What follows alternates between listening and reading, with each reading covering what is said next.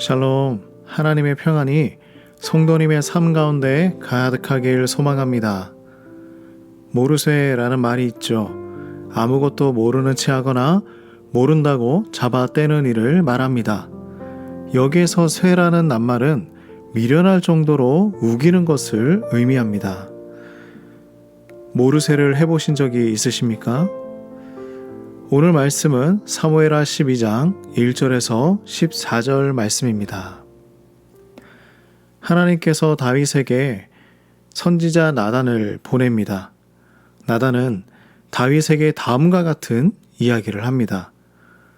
부자는 양과 소가 많고 가난한 사람은 아무것도 없고 자신이 기르는 작은 양 한 마리를 가지고 있습니다.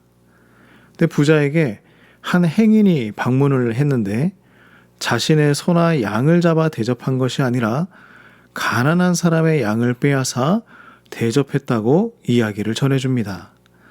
이 이야기를 들은 다윗은요, 화를 내며 이 일은 마땅히 부자가 죽어야 하는 일이라 대답합니다. 다윗은 부자의 잘못을 정확하게 알고 있었습니다. 그러나 자신의 죄된 모습을 깨닫지 못했습니다.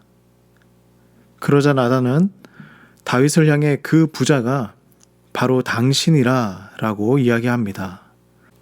하나님께서는 자신의 백성이 잘못된 길로 가는 것을 가만히 두시지 않으십니다. 이사야 57장 18절 말씀을 보면 이렇게 말씀하시죠.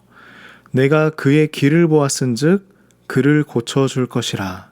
그를 인도하며 그와 그를 슬퍼하는 자들에게 위로를 다시 얻게 하리라. 우리가 먼저 하나님을 알고 살아간 것이 아닙니다. 하나님께서 우리를 먼저 선택하시고 사랑해 주신 것이죠. 그래서 하나님은 우리가 바른 길로 가기를 원하고 계십니다. 다윗에게 선지자 나단을 보내주신 이유도 여기에 있는 것이죠. 나단은 다윗의 잘못에 대해서 은밀하게 전했습니다. 형제와 같이 권면했습니다. 정의를 이야기하되 그것은 악의에서가 아니라 따뜻한 사랑에서 출발을 했습니다. 자녀가 죄를 지으면 가장 괴로운 사람은 부모인 것이죠. 하나님도 이와 같이 우리의 모습을 보며 고통스러워 하십니다. 나단의 이야기를 들은 다윗은 이렇게 고백합니다. 13절 말씀이죠. 내가 여호와께 죄를 범하였노라. 자신의 죄를 고백합니다. 다윗의 회개는 바로 이루어졌었고 하나님의 은혜로 그 용서하심도 바로 이루어 주셨습니다. 하지만 하나님의 영광을 가리운 일에 대해서는 다윗의 아이가 죽는 것으로 그 죄의 값을 치러야만 했습니다. 너무나 마음이 아픈 일이지만 이 일을 통해서 하나님은 다윗을 사랑하시지만 그의 죄는 미워하신다는 것을 분명하게 보여주신 것이죠. 우리가 잘 알고 있는 시편 51편 그 말씀을 읽고 우리 기도하도록 하겠습니다.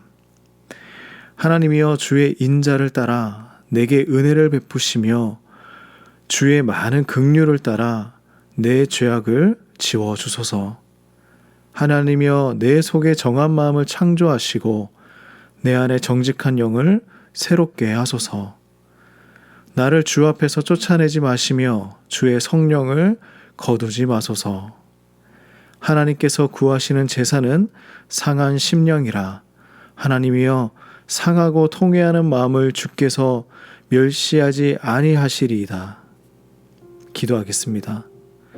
하나님 아버지, 주의 은혜와 긍휼이 없으면 살아갈 수 없음을 고백합니다. 죄 많은 우리를 긍휼히 여겨주시고 우리 안에 깨끗한 마음을 주시옵소서. 우리를 한없이 사랑해 주시는 하나님 붙들고 오늘 이 하루도 살아갈 수 있도록 힘을 허락해 주시옵소서. 예수님의 이름으로 간절히 기도드립니다. 아멘.